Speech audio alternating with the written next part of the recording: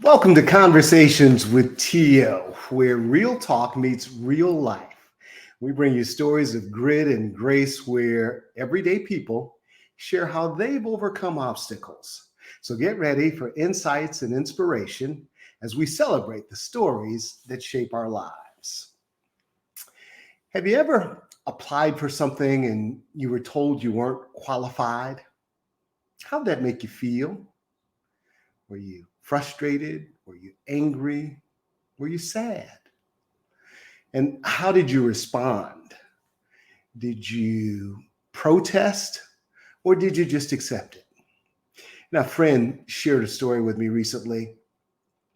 She was the director of an agency and doing well, thoroughly enjoying her role until unexpectedly the director of the agency quit.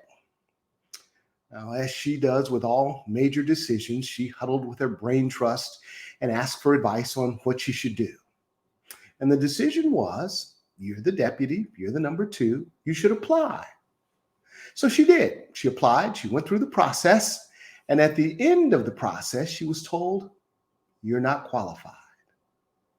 Well, needless to say, she was surprised, she was shocked, and yeah, she was a little bit angry. Because after all, she was the number two at the agency. How could she not be qualified? So as the search went on to find a director, she would serve in an acting director capacity. And this went on for month after month after month. And during that time, the agency not only survived, it thrived. In fact, they added new services under her leadership.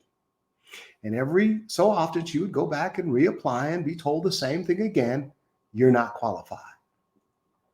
Well, after 2 years of serving as the acting director, leadership finally got the memo. And they came back to her and said, maybe you are the person we've been looking for. But they couldn't just hire her. They had to do something first. You see, this job required the director to have an engineer's degree, and she didn't have one. And at this stage of her career, she wasn't going back to school to get one. But leadership had decided they wanted her in the role. But they had to do something first. They would have to go to voters and get approval to change the description or the requirements for this job. So the measure went to a referendum, and guess what? The voters said, change the job requirements. So now my friend, who was acting director for 2 years, is now in the director's chair because she didn't give up on her dreams. And that's a perfect segue for our guest today, because she was someone who told herself that she wasn't qualified for a role. And more than a decade later, well, that dream is now thriving. MarieYolaine Toms, let me bring her on stage, is the CEO, founder, and chief fire starter for Community2Community, a nonprofit organization serving people in Haiti. MarieYolaine, you were in a very successful corporate career. You had a good job, girl, and you decided that you were going to quit your job, start a nonprofit in Haiti serving people, or start a nonprofit in New York serving people in Haiti. I'm sure there's a story in there somewhere. You want to share it with us? First, thank you for having me on, Terry. I admire you a great deal, so I'm happy to be here. Thank you. God doesn't call the qualified. He qualifies the called. On January 12th, 2010, I was leaving my job at American Express, headed home to Brooklyn, not knowing that when I got to Brooklyn, I would be asked to heed a call. As I was coming up the stairs onto Fulton Street, my phone was on fire with text. Where are you? Okay, are you seeing this? Oh my God. I ran home. I turned on the TV and my eyes were assaulted by scenes of utter devastation. My country, Haiti, had been struck by a 7.2 magnitude earthquake. 316,000 people dead. 1 million people without access to health care, water, practically homeless. my heart broke in my chest. Mm. As I sat there, I saw an elderly woman who was laying on the ground and her back was completely exposed. And I'm screaming at the television, why doesn't someone cover her up? I mean, that's somebody's grandmother. Why is no one covering her up? Like, not doing human dignity anymore? Someone needs to go and do something. As you're hearing my voice right now, I hear you go. Mm. Lord, I specifically said someone should go and do something. I'm not qualified. I'm not a doctor, a nurse, engineer. I don't have a nonprofit. I don't. Silence. I didn't feel that I was qualified to help. I didn't know what to do. But I knew who would. My dad. Mm. My dad loved Haiti. He would say, Haiti is not a perfect country, but it's my country.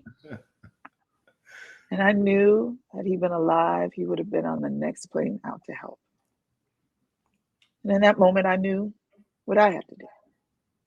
I submitted my resignation, and I was on the next plane out to help.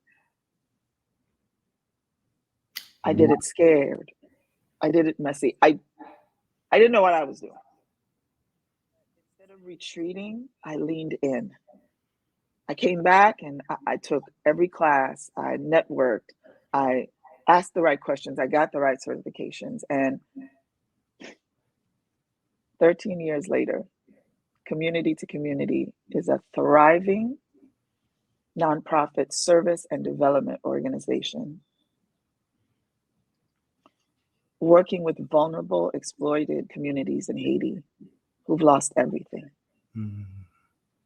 We are restorers of dignity, and we are teaching others how to do the same.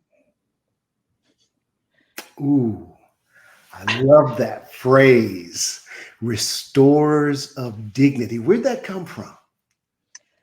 It's interesting that you asked that question. So last year, in December, I took a class called a Master Storytellers Academy. Mm-hmm. And the reason I took it was because the organization, we'd been talking about storytelling and how, man, if we could just get our story out in front of the right people, people would support us. I knew that that was the thing that was missing in all of that we were doing. I mean, 13 years of making $1 out of 15 cents. Like I knew we could do better. It was just like, how do we get our story out? How do we get in front of the right people? So I took the class, I took the academy, and the focus of it was my signature story, right? How do I tell that, the story about me? So out of it actually came the story of my father. So my father was the reason that I'm Haitian, that I'm proud to be Haitian, that I love my country, and I'm all family, duty, responsibility, community. He taught me that. And the story of him was what I thought was my signature story. But my coach, Star Babatoon, is a miner for gold. And she was relentless in saying, okay, I think that's beautiful. I think that you love your dad and that, he's your, raison d'etre. That's awesome. But what is your story? And I'm like, that is my story. She's like, no, I don't think that's your story. And I just kept digging deeper. And what I realized was that the reason I left my job was that elder on the floor. Mm. She was my why. I could have written a check. At that time, a lot of people were donating. But she provoked me. And it wasn't enough for me to write a check. And I left my job. Mm. And star asked me, "Oh, so then what do you do?" And I said, I felt like her dignity had been taken from her. Mm. If she deserved more than laying on the floor as a human being, just basic dignity. And I wanted to restore that. Mm. I did. And that's how it came about. That makes absolute perfect sense. Thank you so much for sharing that. And I know many will be touched by that. Let's talk a bit about then some of the work that you've been able to accomplish over these past 13 years. And take me back to the first thing that you achieved that said, I'm on the right track here. Maybe what we're doing is the right thing. I would say that when we got to the community, the first thing that had to change was my mindset. And I feel that a lot of folks who were watching this already have a narrative about Haiti, about it being the poorest country in the Western Hemisphere, about people making $2 a day. And I'd grown up here. I was born there, but I grew up here. So I had those same thoughts. Imagine my surprise where in the community were engineers, technicians, teachers, doctors, and farmers and lay people. It was humbling. Mm. And so in that moment, I realized this wasn't me coming to save them. They didn't need saving. They needed collaboration. They needed partnership. They needed come alongside. So that probably was the first thing. And at that time, cholera had been brought to Haiti by some of the UN peacekeepers that had come, and it was killing thousands of people. Mm. So we were all at the table, and this was the pivot. Instead of saying, hey, we're a nonprofit, we're going to do this, this, this, and that, we sat at the table quiet and we asked them, what do you need? What do we do? And I think the light bulb even went off for them of saying, like, are they actually asking us our opinion? And they were like, we need aqua tabs. We need to be able to create a campaign to let people know how to prevent this from happening. They came up with the entire thing. They came up with PSAs that were on the radio. They came up with, they rented a truck with a big boom, speakers running through the marketplace. They had a megaphone. They went all throughout the mountain telling people.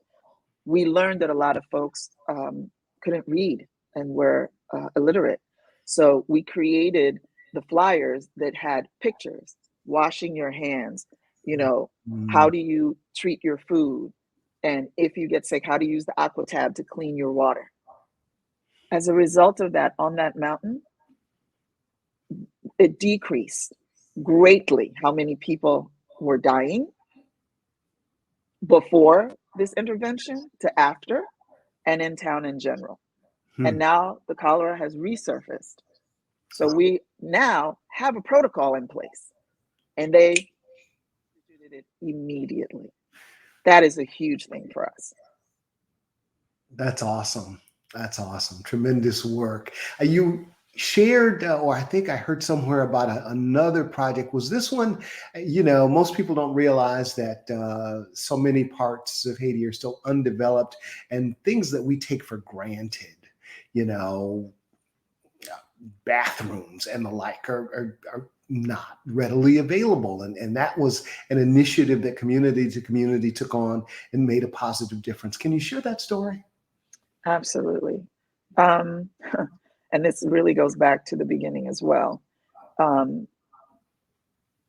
The community that's in Petit Grave proper did not have access to sanitation. They presented us with a proposal to build latrines, which is translated outhouses, right? About 75 families were. And let me stop you there. What year was this? Just so people have a sense. So again, after the earthquake 2010, literally the southern part of the country was pretty much leveled, right? So there are people where the ground literally opened up, people fell in, and the ground closed back up. Wow. If you can even imagine that, No. right?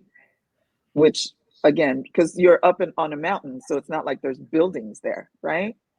In town, a lot of people, because there hadn't been an earthquake in Haiti in 200 years, ran into their homes. And many of them died there because the homes collapsed for lack of infrastructure. Because the land was moving, a lot of the water supplies, water sources got covered up. So this impacted, and a lot of the latrines just collapsed and were destroyed. So as you said, it's a basic human need of going to the bathroom, right? Like we don't, if I needed to go to the bathroom right now, I would just go to my bathroom. It's literally right there. So infrastructure, everything. We have a saying called chercher la vie, which is looking for life. And the difference is here, I get up and I live life. I go to the bathroom, it's there. I turn on my water, it's there. Whereas think about someone who has to get up and look for life, to go get water, to do all the same things, that bathing, brushing your teeth, etc. But I have to go get that. And I hope it will be there. And I go get the 5 or 6 buckets. So the latrines, again, it's a basic necessity of life. So they presented us with a proposal, we raised the funds for it, and we did them 15 at a time. So they first put it for the elderly folks, the church and the school were the first places that got a latrine. And then they went on to the families. This is also a cultural thing that we learned. They do what impacts the community first and then the individuals, right? So the latrines were done, and I wasn't even physically on the ground for most of it. And that is the C2C way. We don't need to be on the ground for the work to be going on, right?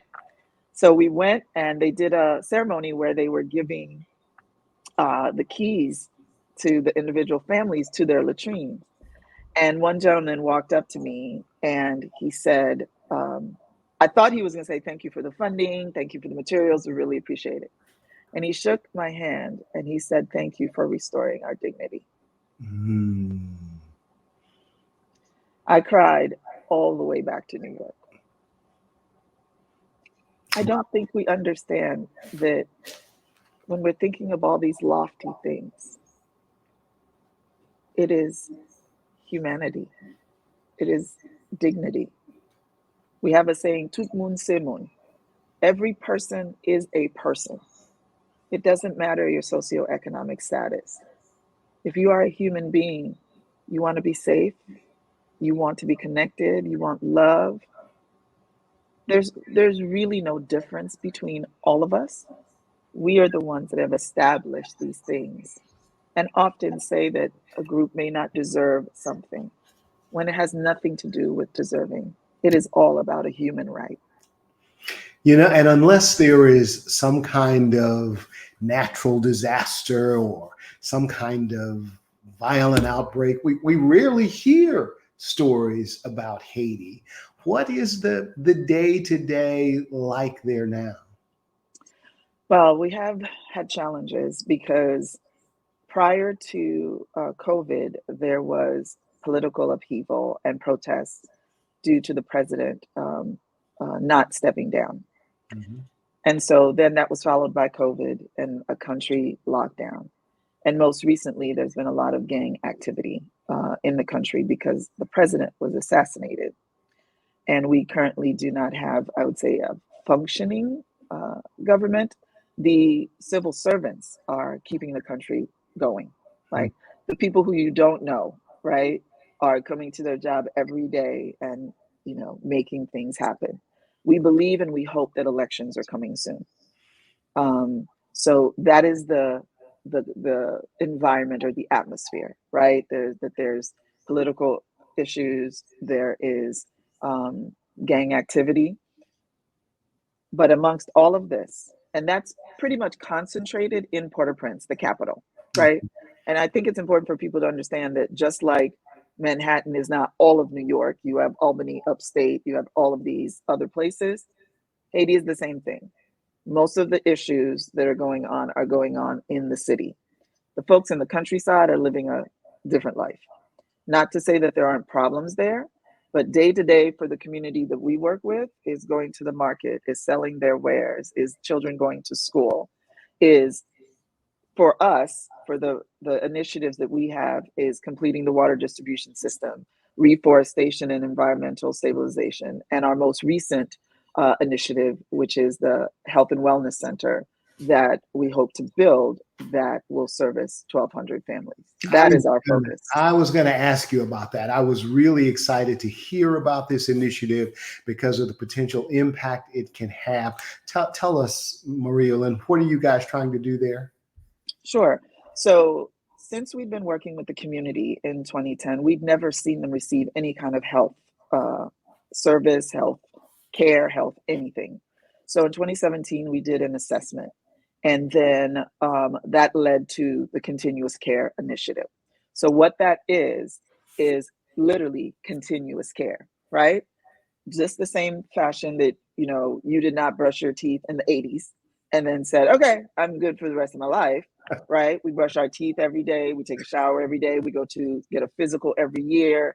We go to the dentist twice a year. That is continuous care for prevention, right? And so we have a doctor that comes every month, a nurse that comes every week, and then there's a health committee that lives in the community that is trained on CPR, first aid, etc., called Premiers Soins, which is first responders, right? So we have held this continuous care under tents, under tarps, everything, since 2017. And the community itself in 2021 saved over 2 years $3,500 themselves every Sunday, putting their little coins together. Wow. Yes. And then we then decided we were going to do a fundraiser. And this year, our first time since COVID. And I suggested a golfing outing because still thinking about COVID. And I was like, what can we do outside, kind of quiet, people are distanced. And I was like, golf would be great. And the team went for it. And then they suggested that I name it after my father. So thus the Jean-Jacques Zeb Golf Classic was born. And on September 17th, we didn't know this at the time, but that day is 18 years since his passing. Wow. I realized that evening, that it was 18 years. And I will say to you that the reason I didn't know is because I blocked it out of my mind, because that date is hard for me. But since September 17th, 2023, that day now, that date is about life, not about death. So I can happily say September 17th. So you undertook a golf outing for the first time. This is something you guys have never done. You're not a golfer. Nope. Why did you think this was a good idea? Sometimes you got to do it scared and messy. I think we were more in love and inspired than we were like, this is a great idea. I don't know that we said it was a great idea. We're just like, we should do it. And when I tell you, I went through every emotion from January to September, I did. And I have a whole respect for golf and golfers. It is a whole language that you have to learn to speak. It's not like you're putting on a concert or, you're doing some other sport. It is literally its own language, right?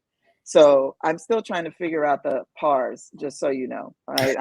By next year, I'm going to have it together. But I know it's 18 holes of golf. I know half of that is 9. My swing, I have a person, actually, All Access Golf was our golf teacher sponsor. And so I'm learning how to play. I actually can say I love the game. It helps you to focus. So I'm a respecter of the game. And so I'm going to try. Next year, we've decided we're actually going to do a half-day clinic. So folks, the golfers are going to go and play their 18 holes. And do what they do best. But half of the day, we're going to do a clinic for the folks who are learning, and then they are going to go play 9 holes, and then everyone's going to come back together. Right. And so this golf event was to provide seed funding for what you're trying to do with this ongoing healthcare initiative. Correct. Is there still an opportunity for people who might want to participate? Absolutely. Thank you for asking. So it was the launch. Our goal is to raise $150,000 to build the Health and Wellness Center that will also have a maternity ward, which will prevent women from walking 2 hours down a mountain to try and have a baby while they're in labor. So, right, vaccines for kids, helping the elderly, and also be a place where small business development workshops can also take place, because that contributes to your health when you're able to have income and take care of yourself and your family. So the event itself raised over $50,000. And when we were close to it, we just put it out there and people came in droves, and we were at 55. And this community that I'm a part of, the $1 Million Storytellers, I had an opportunity in October at Story in the Profit Live, where you were at, and Andy Enriquez offered me the opportunity to come and tell my story on stage. And I was slightly scared, but I have been working on it for over a year. So I went on stage, and the community, man, they showed up and showed out, and we raised over $13,760 from my telling my story. It was a moment for me where I realized God had answered the prayer. I had my story, and I was in front of the right people who would respond to it. So we're still raising funds, but it was an amazing experience. And I think I've got the link up if anyone is interested. Yes, there it is on the screen. Oh, thank you. Community2Community.info/donate/ you can support this effort at a health care facility. It's the kind of thing most of us take for granted.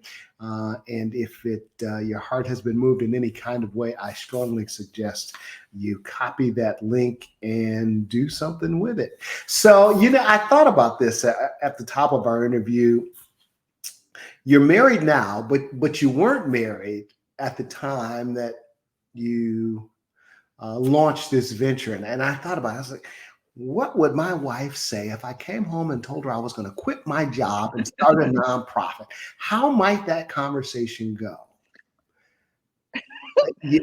Yeah, I think that would go a little bit different for folks who were married. So again, heeding the call, that's all I can tell you, because I think that had I not heeded the call, I would have never met him, because we were members of the same church, and I had been at the church for 7 years before the earthquake hit in 2010.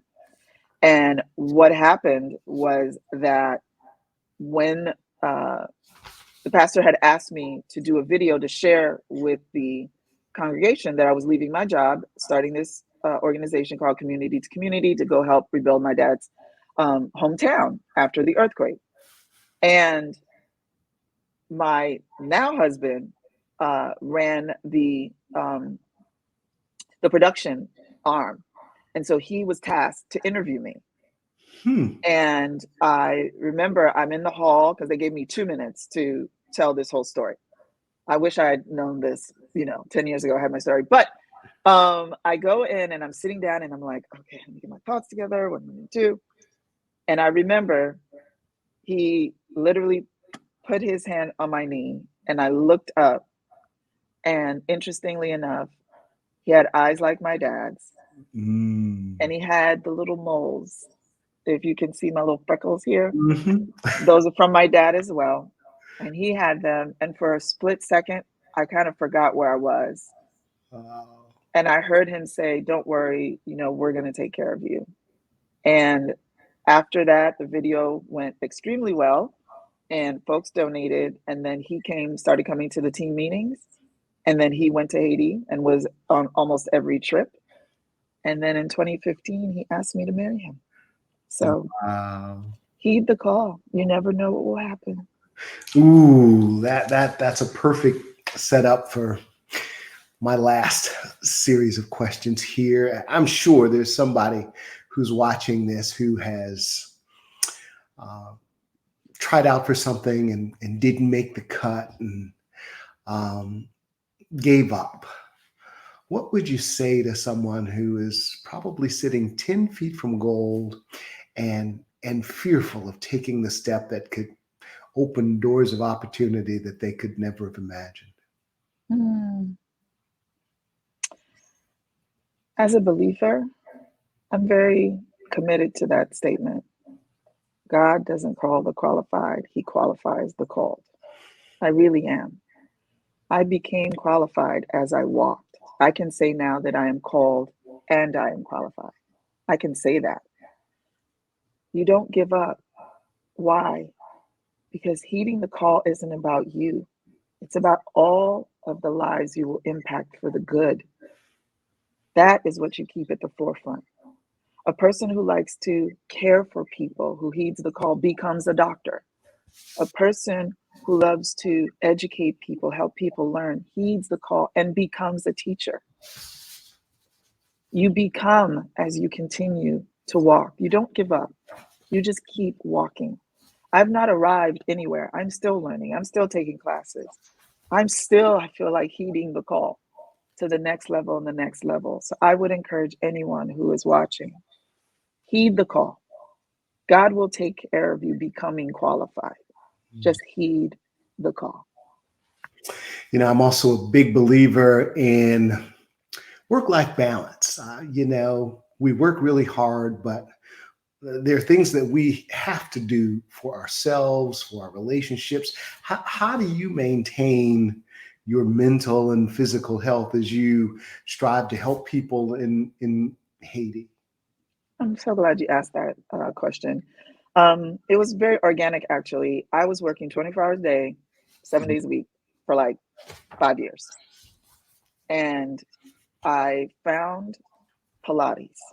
Hmm. And I would go into the studio, I would turn off my phone, and for that 45 minutes, I was just listening to the instructor. And that's the gift I gave to myself.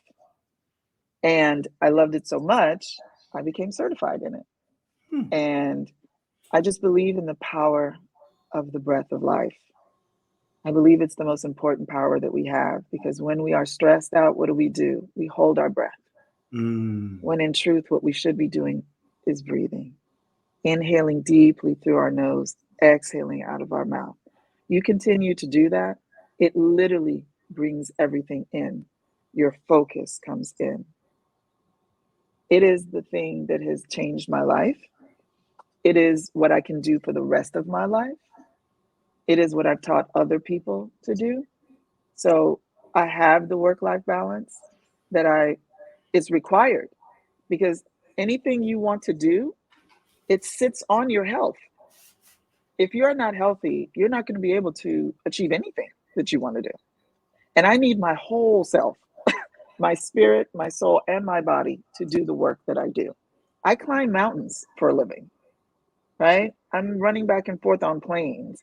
I'm lifting sacks of cement and helping folks. I'm helping and planting trees. There's no way I could do that with a broken body, Mm. with a broken mind, with a confused spirit. So Pilates and breath work has balanced me. Wow. Good for you. MarieYolaine, I could talk to you all day, but we are up against it. I want to thank you so much for coming on Conversations with TO and sharing your story. I have been moved as I am every time I hear you speak, and I just wish you continued success. Thank you so much, Terry. It was great being with you. I appreciate the opportunity to share. Okay. Well, there you have it. Another episode of Conversations with TO. A heartfelt thank you to MarieYolaine and the entire team at Community2Community. Remember, if you would like to support the organization, I'll put their link back up for just a second as we close out today. Thank you. Look forward to seeing you next time. Remember, enjoy the journey, folks. I'm Terry Owens. Have a great day.